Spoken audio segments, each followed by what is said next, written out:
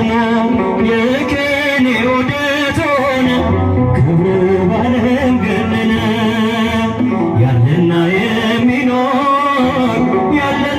የሚኖር አንተ ነህ እግዚአብሔር በሰማያት ላይ ከፍ ከፍ ክብርህም በምድር ይነገራል ዘመን የሚዋጃለን ምስጋና መድኃኔዓለም ስምህ ገናና መድኃኔዓለም ስምህ ገናና በሰማያት ላይ ከፍ ከፍ ክብርህም በምድር ይነገራል ዘመን የሚዋጃለን ምስጋና መድኃኔዓለም ስምህ ገናና መድኃኔዓለም ስምህ ገናና ንሴብሖ ለእግዚአብሔር ንሴብሖ ለእግዚአብሔር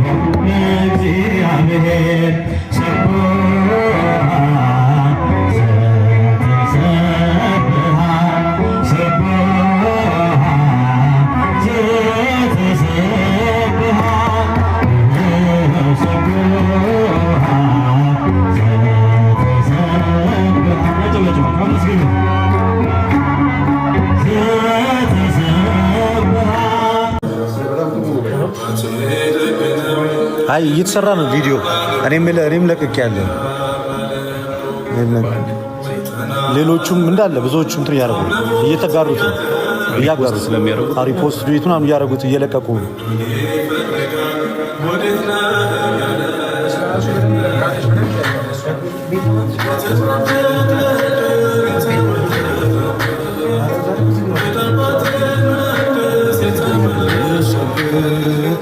አንባር ቀለበሲ ዘማርያም እንኳን ደስ ያለ ልፋት ፍሬ አፍርቷል እያሉ ነው ብዙዎች። ምን ተሰማ? እግዚአብሔር ይመስገን። ትልቅ መልዕክት ማስተላለፍ ይሄ ደምረው መመለስ ለብዙዎቹ ትልቅ ምሳሌ ነገር ነው። በተለይ እንደዚህ ልመለስ አልመለስ ብሎ እየፈሩ ያሉ አሉ።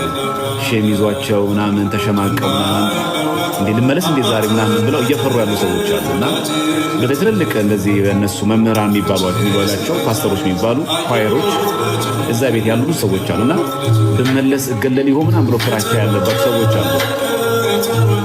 እባካችሁን እናንተ ደምረው ምሳሌ ሆናችሁ ነው። በቃ የሳምንት ቀራኒው ትኖራለች። ከዛ በኋላ ግን ሚዲያ ላይ ይጠፋል። ክርስቶስ እንኳን ለኛ ወደ ተሰድቦ የለ ምራቅ ተፈቶበት የለ መከራ ተቀብሎ የለ እንቻለዋ ምን ችግር አለ? እሱ ለኛ ብሎ ተሰቅሎ አጥንት እስኪታይ ድረስ ተሰቅሎልን ስድብ መቋቋም እንዴት ያቅተናል? እሱ እንጀራችን ይሆነናል፣ እሱ ምግብ ይሆነናል፣ እሱ መከታ ይሆነናል፣ እሱ ሞገስ ይሆነናል። እና እባካችሁ ፈርታችሁ ሼም ይዟችሁ ወይ በትዳር አሳባችሁ ወይ ደግሞ በገንዘብ አሳባችሁ አሊያም በድህነት ወይ ደግሞ በጓደኝነት ወይ ደግሞ መስሏችሁም አንዳንድ ጊዜ ትክክል መስሏችሁ ውስጥ የገባችሁ ሰዎች ደምረውን ብትመለከቱት ወደዚህ ብትመጡ እጅግ በጣም ጥሩ ነው። ቤተክርስቲያን የሁላችን ቤት ነው። የአባታችን ቤት እኮ ነው። የመድኃኒዓለም ቤት እኮ የሁላችን ቤት ነው። ስሙ ራሱ እኮ መድኃኒዓለም ነው። የዓለም መድኃኒት ነው። የግላችን ብቻ አይደለም፣ የሁላችንም ነው። እና ወደዚህ ቤት እንድትመጡ ደምረው ትልቅ ምሳሌ ነው የሚሆነው። እግዚአብሔር አምላክ ዛሬ ይህንን ትልቅ ድልና ትልቅ የምስራች ስላሰማን እግዚአብሔር ስሙ የተመሰገነ ይሁን። በእውነቱ ደምረው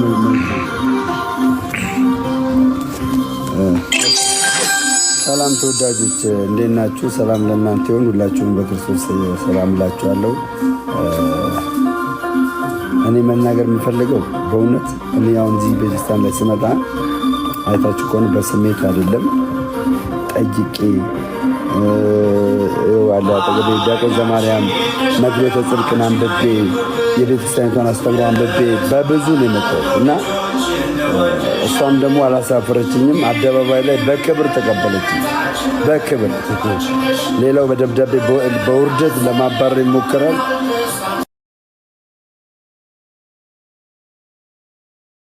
ቤተክርስቲያን ደግሞ በክብር እልል ብላ ልጄ ብላ የጠፋው ልጄ ብላ ተቀበላኛችና አሁንም የምላችሁ ካላችሁ ወገኖች በፍቅር መመለስ እጅግ መልካም ነው። ጥላቻ ይቅር። ከውጭ የሚወራው ነገር ውሸት ነው እና ማታ ብዙ ማወራቸው ነገር ይኖረኛል። ማታ አንድ ሰዓት ላይ እግዚአብሔር ካለ ብዙ ነገር ከሀስቀፐ ስላየሁት እነግራቸዋለሁ። እሺ እግዚአብሔር ይጠብቅልን ወንድማችንን። እግዚአብሔር አምላክ በቤቱ ያለ ነው፣ በቤቱ ያጽናን፣ የጠፉትን ደግሞ እንዲመልስን የሱ መልካም ፈቃድ እንልን። እዚህ ጋር በጣም መታወቅ ያለበት መሰረታዊ ነጥብ ሁሌ ክርስትና ውስጥ የሆነ ምስጋና እንዳንጠብቅ። በቃ አሁን ዛምሬ ደምሮ ተሞሽሯል።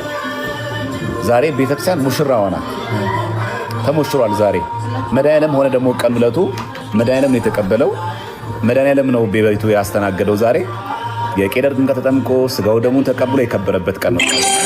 ጉባኤም ደግሞ ሆነለት እና የኔታ በጻለሙ ጭምር እስከሚያስተምሩ ድረስ ሊቀ አእላፍ ኤፍሬም የኔ ሰው ጭምር እስኪያስሩ በጣም ጥሩ የሆነ ትምህርት ነበር።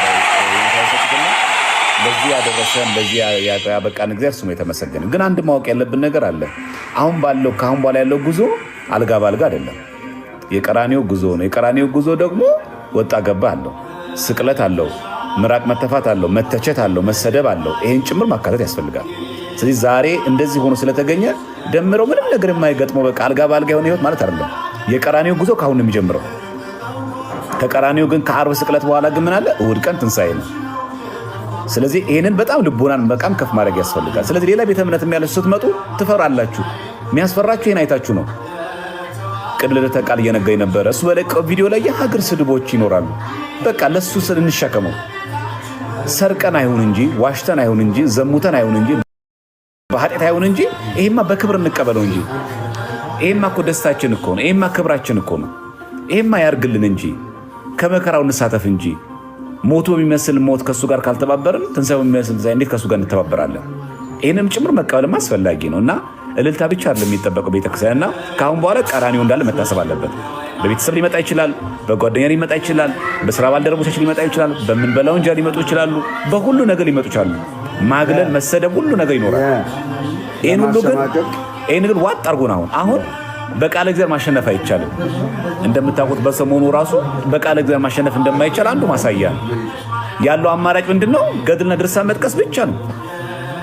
ካሁን በኋላ መጽሐፍ ቅዱስ ጠቅሶ ኦርቶዶክስ ቤተክርስቲያን ውስጥ ኦርቶዶክስ ቤተክርስቲያን መተችት የሚችል አንድ ሰው የለም። ከአሕዛብም በሉት ከመናፍቃንም በሉት ከኢአማኒም ጭምር ከኤቲስት ጭምር አይችልም። ኦርቶዶክስ ቤት ውስጥ ሆኖ ኦርቶዶክስ ቤተክርስቲያንን መጽሐፍ ቅዱስ ይዞ ሊተቻት የሚችል አታቂም፣ ጥቅስ አታነቡም። ትዝ ይላችኋል ድሮ የነበረውን ትችት። መጽሐፍ ቅዱስ አያነቡም ኦርቶዶክሶች፣ እነሱ ቤት መጽሐፍ ቅዱስ አይደለም ያለው፣ ድርሳናትና ገድላት ናቸው፣ መጽሐፍ ቅዱስ ብትጠይቋቸው አንድ ነገር አያውቁም ይላሉ። አሁን በመጽሐፍ ቅዱስ 5ቱን ሶላዎች መከራከር የሚችል የለም፣ ማንም የለም። ማንም በመጽሐፍ ቅዱስ ስንነጋገር ስላቸው ማንም ፊታቸው አይቆሙም። መጽሐፍ ቅዱስ ይዤ ልቁም ብትሏቸው መጽሐፍ ቅዱስ ይዘው ቆመው መከራከር አይችሉም። አሁን ምን አደረጉት? መጽሐፍ ቅዱስን ጣሉትና እኛ የምንገራከረው መዋየት የምንፈልገው በገድል በድርሳን በተአምራት ነው። ስለዚህ ትልቁ ድል ምንድነው? መጽሐፍ ቅዱስን ጣሉት ማለት ነው። ስለዚህ መጽሐፍ ቅዱስ ብቻ የሚሉ ሰዎች መጽሐፍ ቅዱስን ጣሉትና ገድላት ድርሳናት ላይ ተወሸቁ ማለት ነው። እንደማይቻል አንዱ ማሳያ ሆነልን ማለት ነው። እና ይሄን ያሳየ እግዚአብሔር አምላክ ስሙ የተመሰገነ ይሁን። በሰሞኑ ምናየው ይሄንን ነው። በሰሞኑ ትልቁ አንዱ ድል ምንድነው? በመጽሐፍ ቅዱስ ማውራት መነጋገር የሚችል አንድ ሰው የለም። ይሄንን ደግሞ ያሳየን እግዚአብሔር ነውና ወንድሞቻችን በተለይ በትልቅ ስራ ዕቅበተ እምነት የሰሩ ወንድሞቻችን ለወንድማችን ትልቅ ፍሬ አስተዋጽኦ አበርክተዋል። እነሱን እግዚአብሔር አምላክ ይጠብቅልን፣ የሁላችን ደግሞ መጨረሻ ያሳምርልን። በተለይ ደግሞ እዚህ ቤት ውስጥ የሌላችሁ እዛም የሌላችሁ አላችሁ፣ መንታ ልብ ላይ ያላችሁ ማለት ልውጣ ልግባ ልጽና አልጽና እያልን ያለ እኛም ጭምር እንድንጸና ነው። ይህም ትልቅ ምስክርነት። አሁን ግራ የገባ ብዙ ኦርቶዶክስ አለ። ምን ይሻለኛል ልሂድ አልሂድ እያለ ግራ የገባው አለ። መሀል ላይ ቆም ብዙ ሰው አለ። ይሄ መሀል ላይ የቆመ ግራ የገባ ኦርቶዶክስ የሚጸናበት ነው ማለት እንግዲህ ደምሮን የሚያክል እዛ ቤት የነበረ ብዙ ነገሩን የሚያውቅ የኖረበት። እኛ የምናውቀው በንባብ ነው አይደል? በትምህርታቸውን የምናውቃቸው፣ እሱ ግን በህይወት ጭምር ያውቃቸዋል። ኖሮበት ያውቀዋል። አሁን ያገኘውን ሰላም እሱ ያውቀዋል። መድኃኒዓለም ያውቀዋል እሱ ያገኘውን ነገር ማለት። ስለዚህ ይህንን የሚያገኘው ደግሞ ከክርስቶስ ጋር የሆነ ደግሞ መከራ ይቀበል ዘንድ ግድ ነው። ጌታችን ምንድን ያለን? በዓለም ሳላችሁ መከራ አለባችሁ፣ አይዟችሁ እኔ ግን ዓለምን አሸንፌአለሁ ብሏል። ስለዚህ የግድ ነው ማለት ነው። መከራ መስቀል መቀበል የግድ ይላል ማለት ነው። ስለዚህ ዛሬ እኛ እንደ ሌሎቹ እልል በሉ አይጨብጭ ወቅ አንልም። ቀራኔው አለ፣ መከራ አለ፣ ጽዋቶ መከራ ይገጥመናል። ውጣ ውረድ አለው፣ መራብ አለው፣ መጠማት አለው፣ መታማት አለው፣ መሸማቀቅ አለው፣ መሰደብ አለው፣ መተፋት አለው፣ መራቅ አለው፣ መገለል አለው። ይሄን ሁሉ ጭምር ከክርስቶስ ጋር መቀር ያስፈልጋል። ክርስቶስ መምሰል ማለት እንደዚህ ነው እንጂ ሆሳዕና ብቻ እናሳልፍም። ሆሳዕና በሳምንቱ ሕማማት አለ። ከሕማማቱ በኋላ ግን አብሮ ትንሣኤ ደግሞ አለ። ያንን እያሰባችሁ ወደ ቤታችሁ ወደ ቤተክርስቲያን ግቡ። ይሄ ቤት የሁላችን ቤት ነው። መድኃኒዓለም ሁላችን የሚጠራንና በተለይ በበዓለ ሃምሳ በመድኃኒዓለም ቀን ይህንን ትልቅ የምስራች ያሰማን መድኃኒዓለም ስሙ የተመሰገነ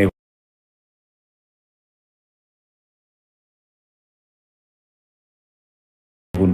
አሁንም ስሙ የተመሰገነ ይሁን። አሁንም እሱንም ሁላችን በቤቱ ያጽናል። እኔ ያጎደልኩትን ደግሞ ቃል ጨምሮ ይነግረናል። ዲያቆን ቴዲ ሁሉንም ነገር አስተላልፎታል። እንግዲህ ብዙ የደከመበት ከሁላችንም ዲያቆን ቴዲ ነው እንዳያችሁት፣ በተከታታይ በመግባት የወንድማችን የደምረውን ጥያቄ በመመለስ ዙሪያ ላይ ከፍተኛውን ስራ የሰራው ዲያቆን ቴዲ ነው። ለዚህም ደግሞ ይሄ የሚመሰገነው ቴዲ ሳይሆን ቤተክርስቲያን ናት።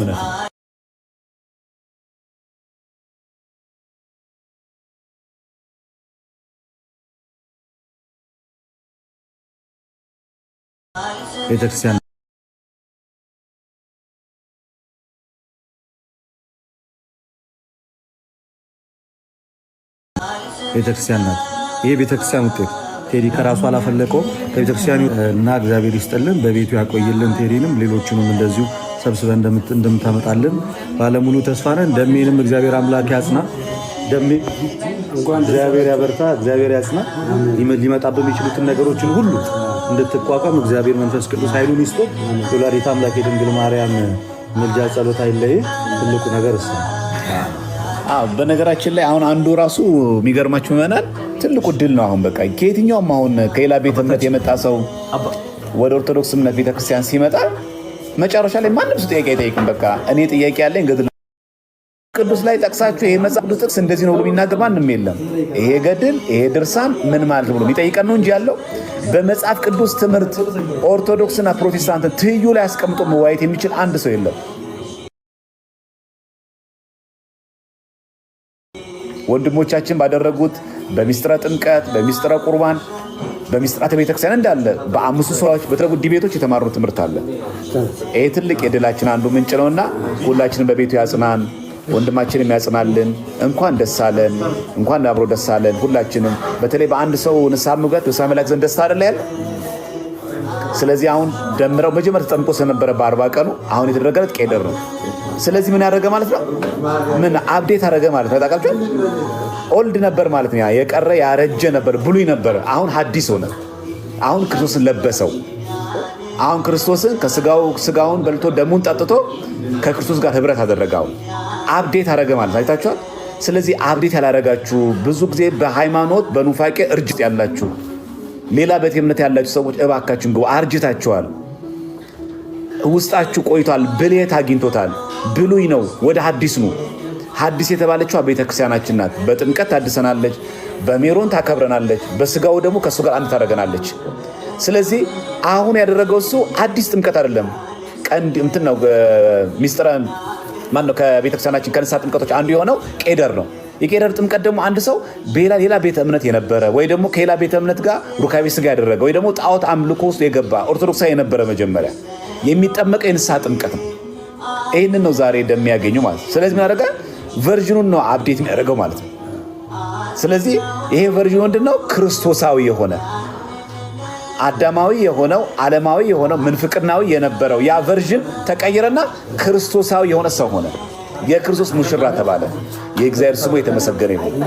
በእውነት በዚህ ቤተክርስቲያን ያጸናን ያቆየን እግዚአብሔር አምላክ ስሙ የተመሰገነ ይሁን። በጥላቻ ያላችሁ በስድብ ያላችሁ ሰዎች ደግሞ አይነ ልቦናችሁ እግዚአብሔር አምላክ ያብራላችሁ።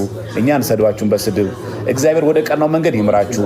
በጥላቻ ኦርቶዶክስን የምትጠሉ በስድብ ላይ ቀን ሙሉ ላይ ከፍታችሁ ተሳደቡ የምትሉ ሰዎች እግዚአብሔር አምላክ ልቦና ይስጣችሁ፣ ማስተዋልን ያድላችሁ። እናንተንም በእግዚአብሔር ቤት ጠብቆ አብሮ ለማገልገል ያብቃል። የእናንተን ጥፋት አንፈልገውም። ምንም ሽልማትም ምንም አይነት ስጋዊ ክብርም የለውም። ክብራችን ቤተክርስቲያን ናት። እችን ክብር ያሳየን እግዚአብሔር ስሙ የተመሰገነ ይሁን። እግዚአብሔር ይስጥልን። እንዳለ አበዛባችሁ ይበቃል። ቀሲስ እንደምናችሁ ሰላም ናችሁ ወይ? የእግዚአብሔር በረከት ቸርነት አይለያችሁ።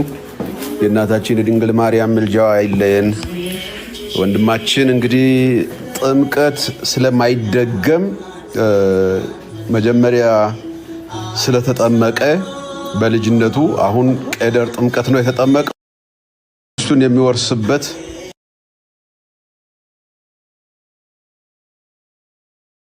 ሕይወትና መድኃኒት የሚሆነውን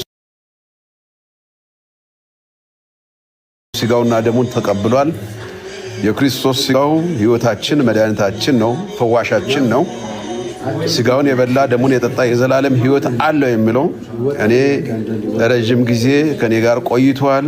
አስተምሬያለሁ፣ መክሬያለሁ፣ ቀኖና ሰጥቻለሁ። በስነ ስርዓት ቀኖናውን ተቀብሎ ተምሮ እውነት ለመናገር በክርስቶስ ሥጋውና ደሙ ራሱን አዘጋጅተው ተመልሷል። የሚገርም ነገር እኔ ወንድሞቼና እህቶቼ በሁሉም ቦታ ያላችሁ እጅግ በጣም ልቤን የነካ ነገር መድረክ ላይ ወጥቶ የመጀመሪያ ቃል ስናገር ድንግል ማርያም እናቴ ቤት መጥቻለሁ አለ። ይህ ሰው ሕይወትና መድኃኒት የሚሆነውን እግዚአብሔርን ተቀብሏል። ሌላ ቦታ ላይ ያላችሁ ደግሞ የሕይወት ትምህርት የሚያስተምሩ ወንድሞቻችን አሉ። ለመማር ነው። ሰፊ ነው የእግዚአብሔር ቤተ መቅደስ፣ ሰፊ ነው የእግዚአብሔር እጅ ቤተክርስቲያን ሁለት እጅ ዘርግታ ሐዋርያዊት ቤተክርስቲያን፣ ቀዳማዊት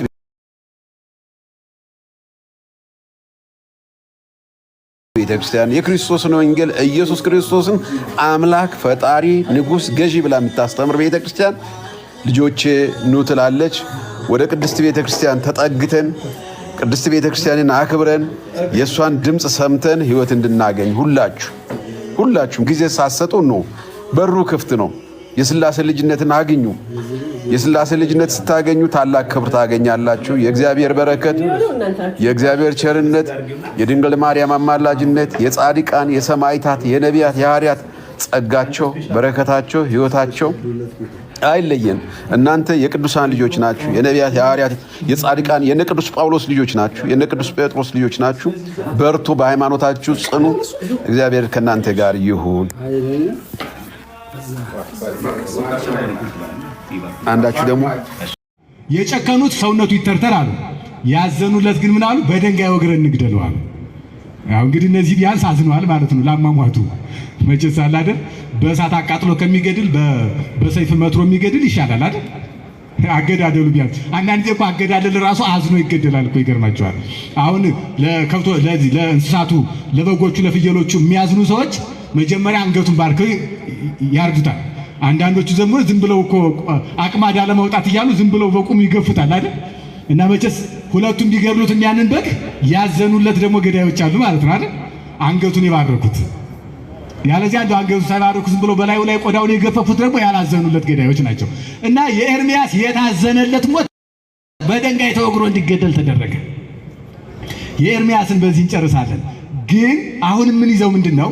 እንዴት አድርጌ እጄን ልዘርጋለሁ? እስኪ በሉት። እንዴት አድርጌ? ጌታችን እኮ ነው ለኤርምያስ እንዴት ሆኜ ልዘርጋለሁ እጄን? ከመዝ በመቅደስ ካይሶራ አስተራይኩከ በቃ እንዲህ ሆኜ በቤተ መቅደስ ታየው አለ። ቤተ መቅደስ ያላት ቀራንዮ ናት። በነገራችሁ ላይ ቤተ ክርስቲያናችን የጌታችን የማዳን ጉዞ በሙሉ የያዘች ናት። ለምሳሌ ጌታ ማዳኑን የጀመረው በማኅፀነ ድንግል ተጸንሶ ቤተልሔም ላይ ተወልዶ ነው አይደል? ቤተልሔም የሚባል በቤተ ክርስቲያናችን ክፍል አለ። ቤተልሔም ታውቁታላችሁ አይደል? የቤተ ክርስቲያኗ ቤተልሔም ቤት በኩል ያለች በምስራቅ በኩል። እንደገና ደግሞ ከዚያ በኋላ የማዳኑ ጉዞ ከስደቱ በኋላ ከሌሎቹ ካደገ በኋላ በ30 ዓመቱ ምን ሆነ? ተጠመቀ። ስለዚህ መጠመቂያ የጌታችን ዮርዳኖስ የምንለው ዮርዳኖስን የሚያሳይ መካነ ጥምቀት በቤተ ክርስቲያናችን አለ። ስለዚህ ቤተ ክርስቲያናችን ዮርዳኖስን የያዘች ናት ማለት ነው። አሁንም ቤተ ክርስቲያናችን የማዳን ጉዞ የተፈጸመባት ደግሞ ሌላኛዋ ቀራንዮ ናት። ዋናው ጉዳይ ማለት ነው። ቀራንዮን ደግሞ ቤተ ክርስቲያናችን አስቀምጣለች። እሱም መቅደሱ መንበሩ ያለበት ጌታችን ዕለት ዕለት የሚሰዋበት አንድ ጊዜ የተሰዋው መስዋዕት የሚቀርብበት መንበሩ ነው። ይሄም ቤተ ክርስቲያናችን ውስጥ አለ። ስለዚህ ቤተልሔም፣ ዮርዳኖስ፣ ቀራንዮ እኛው ቤተ ክርስቲያን ውስጥ አለ ማለት ነው። እና ከመዝ በመቅደስ ካስተራይኩከ እንዲሆኘ በቤተ መቅደስ ታየው ከመዘ በመቅደስ ካስተራይኩከ በቤተ መቅደስ እንደምገለጠው ወይም እንደመገለጤ ተገለጥኩልህ። ምን አልየ? እጄን ዘርግቼ።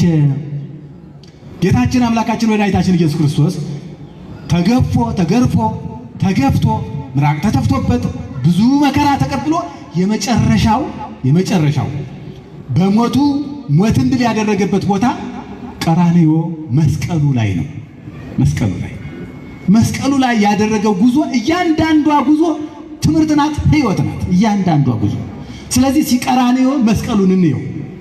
ምክንያቱም የተሰቀለው ኢየሱስ ክርስቶስን ማየት ታዘናልና ስሁለ ይኩን በዓይንከ በዓይን ላይ የተሳለ ይሁን ተብለንም ታዘናል።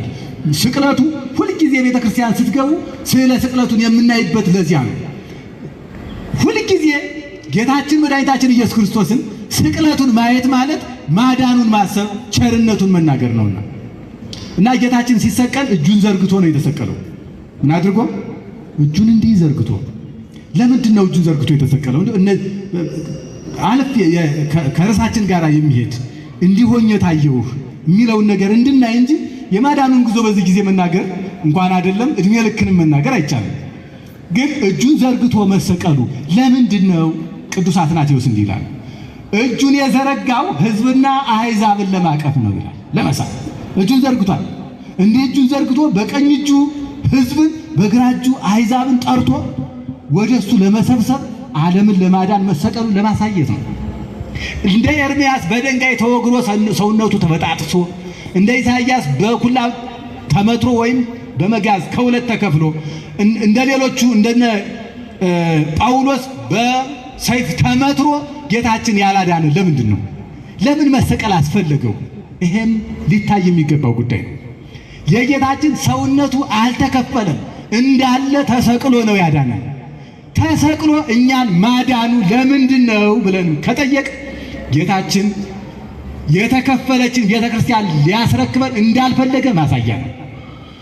አንድ አካሉ እንዳለ ተሰቅሎ ነው ያዳነን።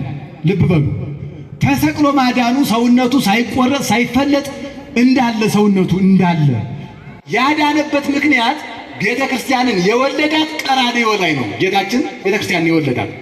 ስለዚህ ቤተክርስቲያን ቀራንዮ ላይ ወልዷታልና ያቺ የወለዳት ቤተክርስቲያን እንደሱ አካል ያልተከፈለች፣ ያልተገነጠለች፣ ያልተለያየች ናት። ይህንን ልናይ ያስፈልጋል። በዚህ ዘመን ክርስቶስን ካልከፋፈልን ብለው እንዲህ አንዱ በዚያ ሌላ ሲኖዶስ፣ አንዱ በዚያ ሌላ ምናምን፣ አንዱ በዚህ እነዚህ ከአይሁድ የቀረውን የክርስቶስን መከራ የሚያበዙ ከሰቃልያን አይሁድ የከፉ ናቸው። እንናገረዋለን ይሄን። ምክንያቱም አይሁድ እንኳን ክርስቶስን ሰውነቱን አልለዩትም። እንዳለ ሳይከፈል ሳይገነጠል ነው የሰቀሉት። ጌታችንን መስቀል ላይ አንድ መስቀል ላይ እጁን ዘርግቶ ሰውነቱ ሳይከፈል ሳይገነጠል እንዳለ ተሰቅሎ እንዳለ ሙስና መቃብር ሲያገኘው ተነስቶ ነው ያዳነን። ስለዚህ ቤተ ክርስቲያን አንዲት ናት። ራሷ ክርስቶስ አካሏ እኛ ነን። ስለዚህ አንድ ነን። የአንድ ራስ አካላት እንዴት ሊለያዩ ይችላሉ? አይለዩም። ጌታችንም ሰውነቱ ሳይለይ ነው ያዳነን። የተመተረ የተቆረጠ የተጣለ ሰውነት የለውም። ሁሉም እዚያው ላይ ቆስሏል፣ እዚያው ላይ ተገርፏል፣ እዚያው ምራቅ ተተፍቶበታል፣ እዚያው ላይ ተሰቅሏል። እዚያው እንዳለ ሰውነቱን አውርደው ገንዘውታል። እዚያው ገንዘው መቃብር ቀብረውታል። እሱ ወደ መቃብር ሲወርድ ነፍሳትን ከሲኦል አውጥቶ ገነት አግብቷል። እሱ ሲሞት አዳምን ከነልጆቹ አድኗል። የጠፋውን አዳምን ፈልጓል። ልብ በሉ፣ አዳም ጌታችንን ያሳዘነው በማጥፋቱ አልነበረም፣ በመጥፋቱ ነበር። አዳምን ፍለጋ ጌታችን የሄደው ያጠፋ ጊዜ አይደለም፣ የጠፋ ጊዜ ነው። በማጥፋቱ ያላዘነ ጌታ አዳም ወዴት ነህ ብሎ የተጣራ አዳም የጠፋ ቀን ነው። አንዳንድ ጊዜ ማጥፋታችን ሳያንስ ደግሞ እንጠፋና እናደክማለን። በእውነቱ ማጥፋታችን እኮ ሌላ ጉዳይ ነው። አጥፍተን እኮ እንደ ሕፃን የቆሸሸ ሕፃን ያለቅሳል እናቱን እጠቢ ማለቱ ነው።